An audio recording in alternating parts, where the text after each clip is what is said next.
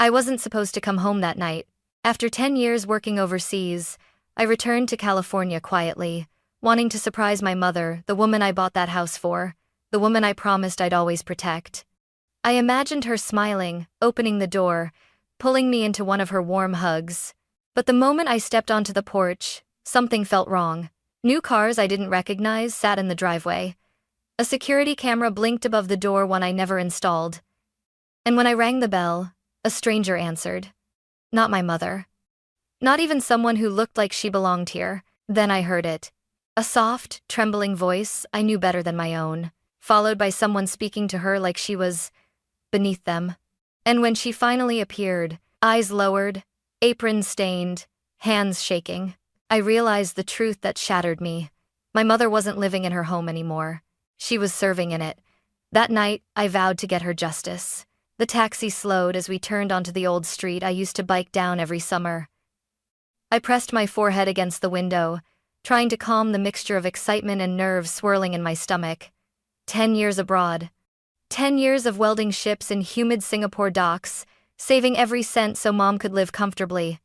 Every call, every message, every photo of her smiling kept me going on the hardest days. I had imagined this moment 1,000 times.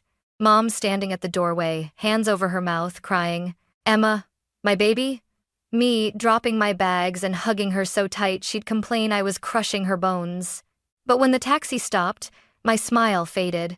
The house looked wrong. The white fence I paid to have repainted last year was chipped and dull. The flower bed once filled with Mom's beloved lilies was nothing but dry soil. A luxury SUV I'd never seen before was parked right in front of the driveway. And the curtains in the living room were different, too modern, too expensive, too... not her. My chest tightened. Mom must be redecorating, I whispered to myself, though even I didn't believe it. I pulled my suitcase up the walkway, noticing scuff marks along the steps, as if furniture had been dragged carelessly across them. Just before I reached the door, something else caught my eye. A security camera blinking red above the porch. Mom was terrified of technology. She once cried because she thought she broke a microwave by pressing the popcorn button twice. There was no universe where she installed a surveillance system on her own. My heartbeat picked up. Still, I rang the doorbell. It wasn't Mom who answered. The door swung open to reveal a woman in her mid-30s, wearing designer leggings and holding a latte like she lived there. She looked confused, no, startled when she saw me. "Yes? Can I help you?" she asked, tone clipped. I forced a polite smile. "I'm looking for my mom, Linda Carter." Behind the woman, a man appeared. Tall, arms crossed, eyes narrowing at me like I was an intruder. And then, faintly, from deeper inside the house, I heard it.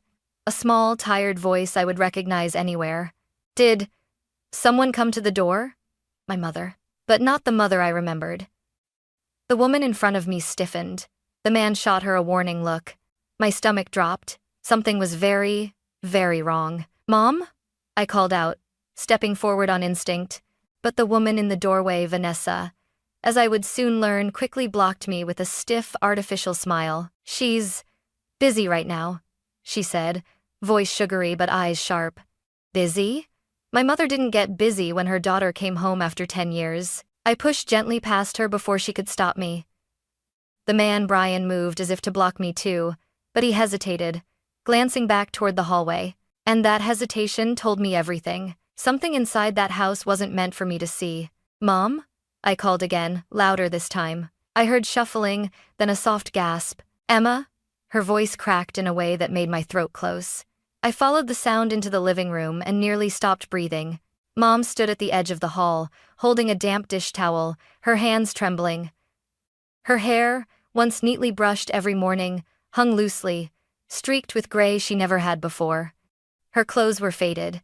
Not dirty, but worn in a way that didn't belong to the woman who ironed everything, even her pajamas. But what shattered me wasn't her appearance. It was her expression. She looked at me like she didn't know whether she was allowed to, as if waiting for someone else's approval before reacting to her own daughter. "Mom." I stepped toward her, heart pounding. She opened her mouth to speak, but Brian's voice cut through the room like a blade. "Linda, the kitchen isn't finished." Mom flinched. My mother, the woman who worked 3 jobs to raise me, who never backed down from anyone, actually flinched. I turned to him slowly. "What did you just say?" He shrugged, putting on a lazy, dismissive smile. "We all contribute around here. Linda helps out. It keeps her active. She doesn't need to help out. This is her home." Vanessa folded her arms, leaning against the doorframe. "Actually, it's our home now, too." My stomach twisted. What is that supposed to mean? Before she answered, Mom grabbed my wrist gently, whispering, "Emma, let's not do this here." Her voice trembled. Her eyes begged me not to make them angry. I felt heat rise behind my eyes, but I swallowed it down. I had to stay calm. For her, I took a slow breath. "Okay, Mom, let's talk. Just us, please." Brian exchanged a look with Vanessa, a silent communication I couldn't read, but didn't like. After a tense moment, he muttered, "Fine, 5 minutes." 5 minutes? Who were these people to decide how long I could speak to my own mother? But Mom tugged my hand again, urging me toward the backyard, away from them. As soon as the sliding door closed behind us, her facade broke. Her shoulders shook. Tears filled her eyes. "Emma," she whispered. And then the words that made my blood run cold. "I'm so sorry you had to see me like this." The moment the sliding door clicked shut behind us, Mom's shoulders dropped as if she had been holding her breath for months. She sank onto the old wooden bench under the lemon tree, the one she used to sit on while drinking her morning tea. Now she looked like she could barely hold herself upright. "Emma," her voice broke. "I didn't want you to see me like this." I knelt in front of her, taking her cold hands into mine. "Mom, please, tell me what's going on. Who are those people? Why are they here? Why are you—" My throat tightened. "Acting like a guest in your own home?" She squeezed her eyes shut, tears slipping down her cheeks. "I tried, sweetheart. I tried to manage everything on my own after you left, but I got lonely and tired. And when Brian and Vanessa showed up, they seemed kind at first." "Showed up?" I frowned. "You didn't invite them?" She shook her head. "They said they needed a place temporarily, just for a week. Their apartment lease ended and they had nowhere to go. And you let them in," I whispered. Mom nodded, wiping her eyes with the back of her hand. "I couldn't turn them away. They were friends of your cousin. They were polite. They helped with groceries. They cooked dinner. For the first month, they made me feel like I wasn't alone." My stomach twisted. And then, her face fell. It changed. Slowly at first. They started handling my mail, saying they'd take care of bills. They insisted on managing the house repairs because I wasn't strong enough. They said I needed to rest more, then later said I wasn't contributing enough. Her voice dropped to a hoarse whisper. "They told me I should be grateful." I felt my jaw clench. "Grateful for what?" "For giving me company." She inhaled shakily. "They said I needed to stay active, so they asked me to help with small chores. Then more. Then everything." I closed my eyes, fury simmering beneath my skin. "What about your phone? Your friends? Why didn't you call me?" She looked away, shame flickering across her face. "They said the phone confused me, that I wasn't using it correctly. So they kept it in the drawer and told me to ask them if I needed to call anyone." "Mom," I whispered, heart cracking. She gripped my hands desperately. "I wanted to call you. I tried. But they always had a reason to take the phone away. They said your job overseas was too demanding and I shouldn't disturb you." My blood turned to ice. "And the house, Mom? They said you transferred it." Her eyes widened, genuine panic rushing through them. No, Emma. I would never. I don't remember signing anything. If I did, they must have put something in front of me when I was tired. They said it was just paperwork to fix a plumbing issue." She choked on her next words. "I didn't know, I swear." I wrapped my arms around her trembling shoulders. "Mom, listen to me. None of this is your fault. They took advantage of you. They isolated you. They manipulated you." She sobbed into my chest, her voice shaking. "I thought I was losing my mind. I thought maybe I did owe them something. They kept saying I needed them, that you were too far away." I pulled back, lifting her chin gently so she could see the truth in my eyes. "You're not alone anymore. I'm home. And I'm not letting anyone treat you like this ever again." Behind us, through the glass door, I saw Vanessa watching, arms crossed, expression cold. And I knew then, whatever had happened so far, was only the beginning. I didn't wait. The moment I felt Mom start to shake in my arms, I grabbed my phone with one hand and wrapped the other around her shoulders. "Emma, what are you doing?" she whispered, fear flickering in her eyes. "Something I should have done the second I stepped inside that house," I said quietly. "I'm calling Daniel. Daniel Brooks, my best friend from high school. Now a civil and elder rights attorney in San Francisco." Mom stiffened. "No, don't involve lawyers. They'll get upset." I looked her straight in the eye. "That's the point."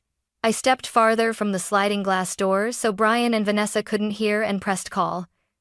Daniel picked up on the second ring. "Emma, you okay?" "No," I said. My voice cracked with a mix of fury and disbelief. "I need you at my mother's house. Now." Daniel didn't ask questions. "When should I come?" "Immediately. I'm on my way." When I hung up, Mom clutched my arm anxiously. "Emma, I don't want trouble." "Mom, the trouble already exists," I said softly. "I'm just turning the lights on so we can see it." Before she could answer, the sliding door opened behind us. Vanessa stepped out, arms crossed, posture radiating fake confidence. "5 minutes are up," she said. "Linda needs to get back to the kitchen." I turned slowly. "Her name is Mom, and she doesn't need to do anything for you." Brian appeared behind her, jaw tight. "This isn't your place anymore, Emma. You left. We've been the ones helping her." I laughed. I couldn't help it. Helping? You mean isolating her? Controlling her? Making her do all the work? He stiffened but forced a smirk. "Careful with your accusations." "Careful?" I stepped closer. "I've barely started." Vanessa huffed. "Look, if Linda wants us here then—" "Does she?" I cut in sharply. "Does she actually want you here, or did you just convince her she had no choice?" Their eyes flickered just enough for me to see the truth. Mom tugged my sleeve gently. "Emma, let's go inside, please." "No, Mom," I whispered. "We're not going back in." Brian's voice sharpened. "You can't take her anywhere. She lives here." I smiled coldly. "Not for long." Just then, a silver Honda pulled up in front of the house.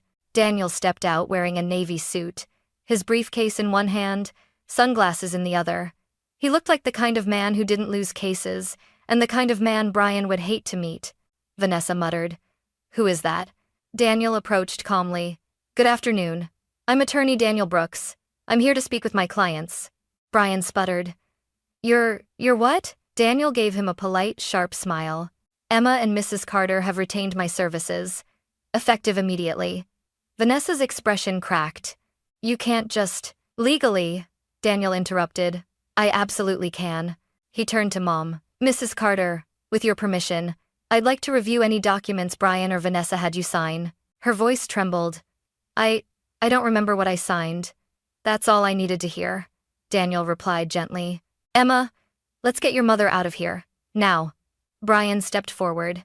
"You can't take her." Daniel raised a hand. "Attempting to prevent her from leaving is considered intimidation of a protected adult. I strongly suggest you step aside." Brian froze. Vanessa paled. And just like that, the power shifted. Mom slipped her hand into mine.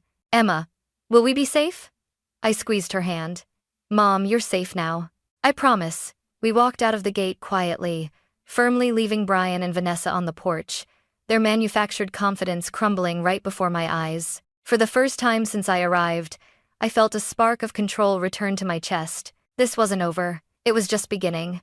Daniel drove us straight to his office, an old brick building overlooking the bay.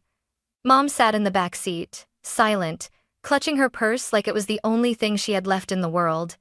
She looked so small. Too small for someone who once carried our entire life on her back. When we reached Daniel's office, he gently guided her inside. "Mrs. Carter, please take a seat. We're going to go through this step by step." Mom nodded nervously. "Daniel, I don't want anyone hurt." Daniel offered her a soft smile. "We're not hurting anyone. We're uncovering the truth." He pulled a legal pad toward him. "Let me ask a few questions, okay?" Mom took a shaky breath. "Oh, okay." Daniel clicked his pen. "First, did you ever give Brian or Vanessa permission to handle your mail, bills, or bank accounts?" "No," Mom whispered. "They said I wasn't managing things well. They said they needed to help." Daniel wrote quickly. "Did they ever explain what you were signing?" She shook her head. "They always said it was small things. A repair invoice, a package delivery, a form for the HOA." She hesitated. Sometimes they put the papers in front of me when I was tired. They said I needed to sign right away. My heart clenched. Daniel continued. And you don't recall signing anything about transferring the house? No, never. I would never give away Emma's house. I swallowed the lump in my throat. Daniel turned to me. Emma, do you have access to the original property records? In my email. The title should still be in Mom's name. Send it to me. I forwarded it immediately. Daniel tapped his keyboard, comparing documents. Within seconds, his eyebrows shot up. There it is. The transfer, recorded 2 months ago. Mom gasped softly. 2 months? I leaned closer to the screen. Daniel, that signature looks nothing like hers. He nodded. And the notarization stamp is from a notary who's been flagged before for irregularities. He looked at Mom kindly. Mrs. Carter, I'm almost certain this was forged. Mom's eyes filled with tears. Daniel, am I in trouble? He shook his head. No, they are. Daniel stood, grabbing a stack of forms. We need to build a complete timeline. Emma, I'll need you to document everything what you saw, what your mother said, even your impressions. Anything can help. I can do that. And we'll need evidence from neighbors. If they saw any exploitation, it will be crucial. I nodded again. I'll go to the neighborhood tomorrow. Just then, Daniel's assistant knocked and entered. Daniel, I think you need to see this. She handed him an envelope. The return address made my skin crawl. It was from Mom's bank. Daniel opened it, eyes scanning rapidly. Then he froze.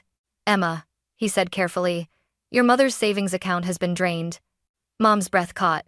What? No, that can't be. I barely spend anything. Which is why, Daniel said grimly, these transactions stand out. Large purchases, frequent ATM withdrawals, charges from luxury stores, all in the last year. I felt heat spread across my face, rage so sharp it almost felt cold. Brian and Vanessa, I whispered. They stole her money. Daniel nodded slowly. And there's more. Look. He slid the statements toward me. One line repeated over and over. Authorization, B. Miller. Brian Miller. Mom covered her face. Oh God. Emma, how could I let this happen? I knelt beside her. Mom, stop. This isn't your fault. They isolated you, manipulated you. This is on them. Daniel set the papers aside and folded his hands. We have more than enough to open a full investigation. Financial exploitation, fraudulent transfer, elder abuse, coercion. This is severe. Mom whispered. Will they go to jail? Daniel didn't answer immediately. Then he said, if the evidence continues like this, it's very possible. Silence filled the room. For the first time since I returned home, I saw something flicker in Mom's expression. Not fear, not shame, but hope. Emma, she whispered, gripping my hand. Thank you for coming back. I squeezed her hand tightly. I'm not going anywhere. Not again. And we're getting everything back, your home, your peace, your life. Daniel stood, gathering the files with purpose. Get some rest tonight. Tomorrow, we start building the case. And for the first time, I felt ready for war. I didn't sleep that night. Not even for a minute.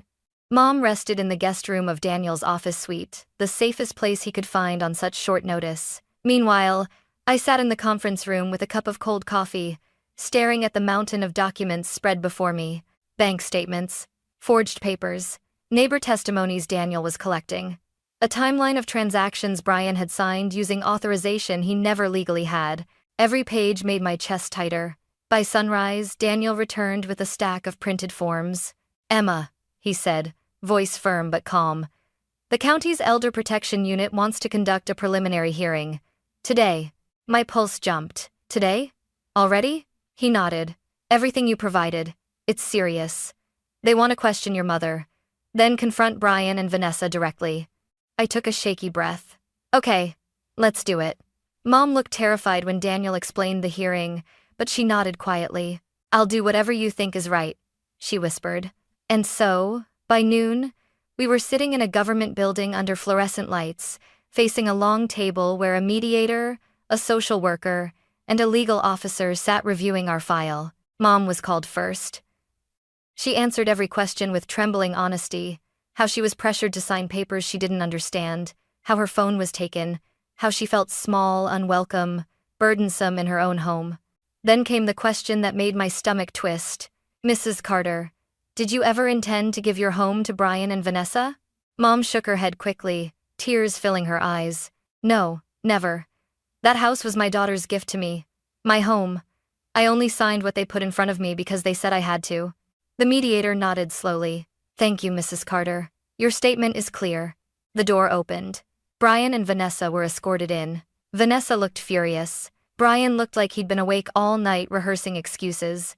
The moment Vanessa spotted me, her lips curled. So you're the one stirring all this up? I didn't respond. I didn't need to. The mediator gestured for them to sit. This hearing concerns allegations of elder exploitation, coercion, financial manipulation, and fraudulent transfer of property. Vanessa scoffed loudly. Oh, please. Linda practically begged us to stay. She couldn't handle things alone. Mom flinched. Daniel calmly placed a protective hand on her shoulder. Brian cleared his throat. We didn't force her to do anything. She helped because she wanted to. The mediator cut him off. We have statements from neighbors describing Mrs. Carter doing all household chores alone, appearing distressed, and being reprimanded frequently. We also have records of her phone being accessed without permission. Vanessa's confidence wavered. That doesn't prove anything. Daniel leaned forward. But this does. He slid the forged title transfer across the table. Here's the so-called transfer of ownership. Not only does Mrs. Carter deny signing it, but a handwriting analyst flagged inconsistencies. And your chosen notary, Daniel added with a cold smile, is currently under state investigation. Brian's face drained of color. That's not our fault. The notary must have… And the bank withdrawals? Daniel continued. The thousands drained from Mrs. Carter's savings? All authorized by you, Brian? How do you explain those? Brian opened his mouth, but nothing came out. The legal officer turned to Vanessa. And the purchases at high-end stores? Jewelry? Furniture? Those were made using Mrs. Carter's funds. Vanessa snapped. Well, she didn't need the money. She wasn't using it. My jaw tightened. Mom covered her mouth in shock. The mediator closed the file. We've heard enough. Based on Mrs. Carter's testimony and the evidence presented, we determine there is substantial proof of elder exploitation and fraudulent property transfer. Vanessa shot up from her chair. You can't take the house away from us. The mediator didn't even blink. The house was never legally yours. Effective immediately, the transfer is void. Brian Miller and Vanessa Miller are prohibited from entering or residing on the property.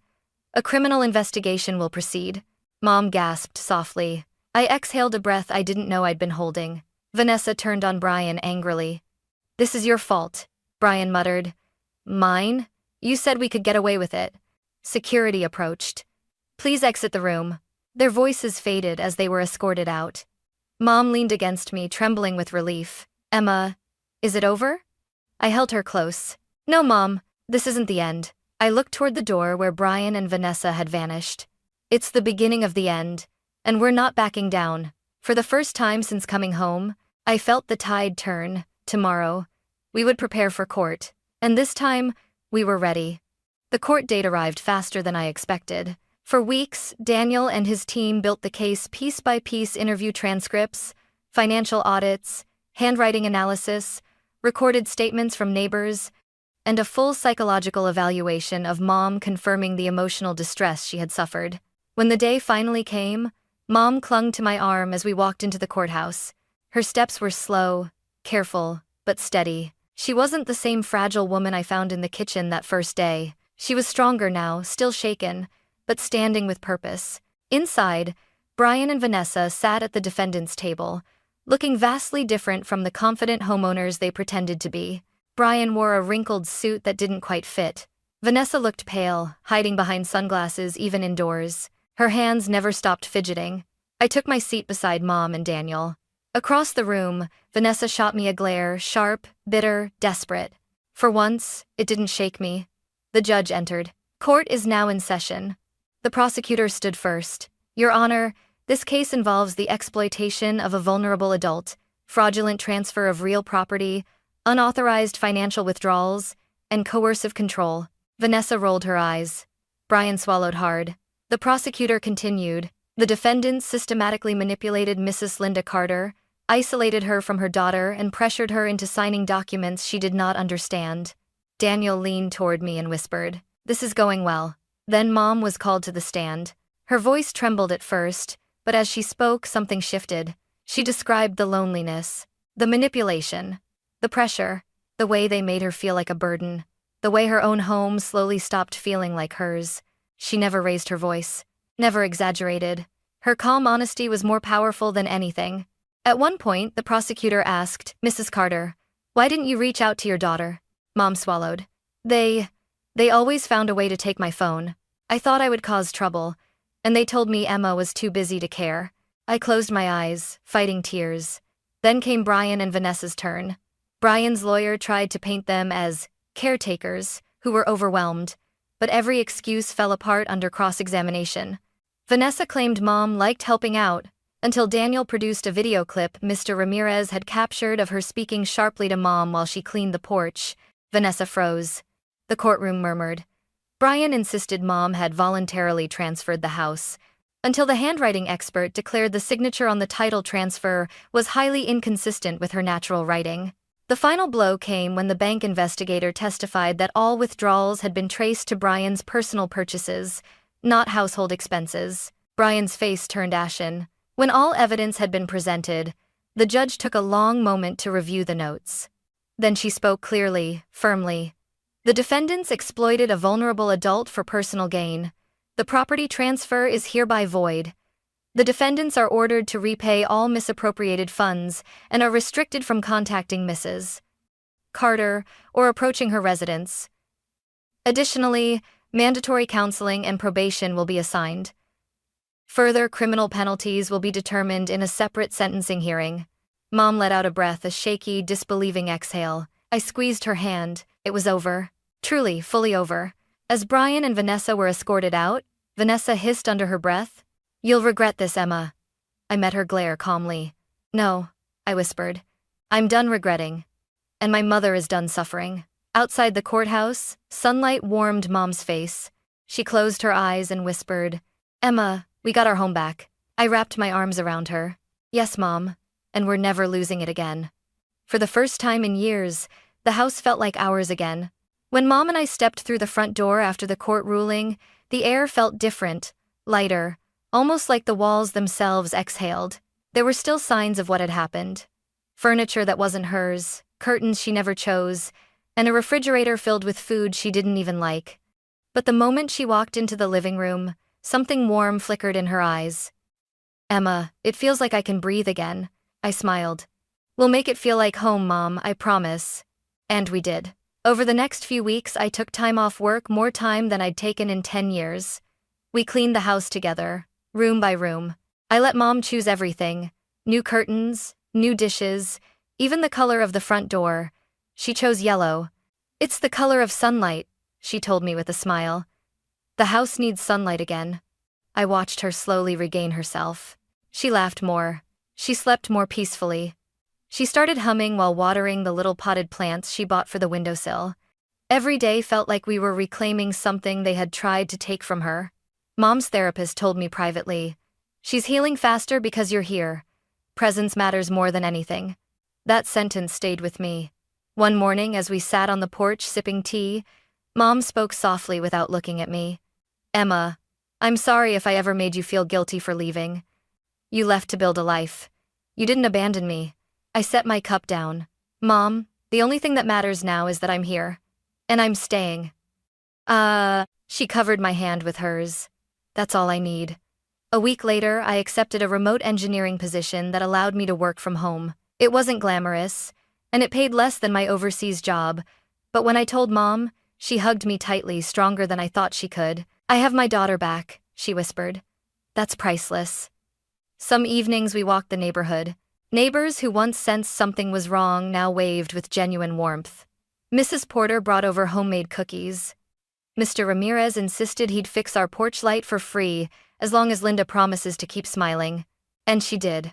The woman who once shuffled through this home like a shadow now moved with purpose again. She cooked her favorite meals. She organized her recipes. She talked about repainting her bedroom lavender in the spring. One night, as I tucked her in, she said something I'll never forget. Emma, thank you for saving me. I shook my head, brushing a hair from her forehead. No, Mom. You saved yourself. You just needed someone to stand beside you. She smiled, eyes soft. That someone was you. When I walked to my room, the house felt warm, alive. And for the first time since returning, I felt a sense of stillness wash over me. This wasn't the end of our story. It was the beginning of a new one I would never take for granted again. Because justice didn't just return the house to us. It returned her to me. And it returned me to the place I should have been all along. Home.